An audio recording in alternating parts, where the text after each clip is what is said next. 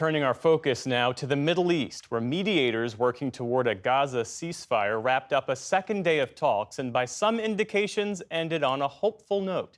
Nick Schifrin joins us with more. Nick, it's good to see you. So where do these talks stand right now? As you said, Jeff, U.S. officials are hopeful, even optimistic. A senior administration official who briefed reporters this afternoon used phrases like this, quote, "This process is now in the end game, a deal that is ready to be closed. The package is basically there." But crucially, there is still no Israeli and Hamas agreement, to new language that U.S., Qatari, and Egyptian mediators today called a bridging proposal. Now, recall that there is an overall agreement on the framework of the first phase of this deal, 6-week ceasefire, the release of more than 30 hostages from Hamas, and 700 Palestinian detainees released by Israel, and a humanitarian aid surge alongside a phased Israeli withdrawal from Gaza. But there are disagreements, and the new language is designed to bridge these disputes. So, number one, the senior official said on Israel's insistence to control the Philadelphia corridor between Gaza and Egypt, quote, "That issue is moving the right way." Number two, on checkpoints inside Gaza that Israel insists on,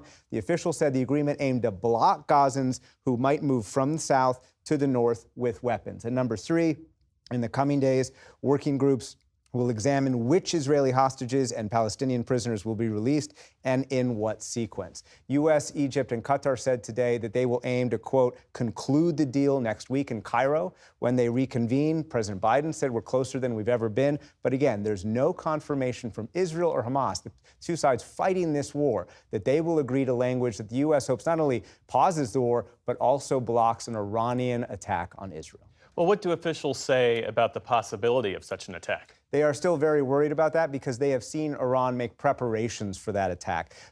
President Biden explicitly said tonight no one in the region, i.e. Iran, should launch an attack that could derail the negotiations. So if holding out hope for a Gaza ceasefire, if you will, is the kind of carrot to Iran, the administration also delivered a stick, an explicit warning to Iran. The senior administration official said of Iran's warning that it might strike Israel, he said, quote, "We would also encourage the Iranians, and I know many are, not to move down that road because the consequences could be quite cataclysmic, particularly for Iran." That is not language that this administration often uses. Tomorrow night, Secretary of State Tony Blinken, you see him there on a previous trip to Israel, will travel to Israel again to meet Israeli Prime Minister Benjamin Netanyahu, a visit designed to underscore that U.S. message on Iran, but also, crucially, Jeff, try to make sure that Netanyahu agrees to the ceasefire language that is coming out today, because again, that other administration official warned Israel today, quote, "If you continue to negotiate for months and months and try and get the perfect deal,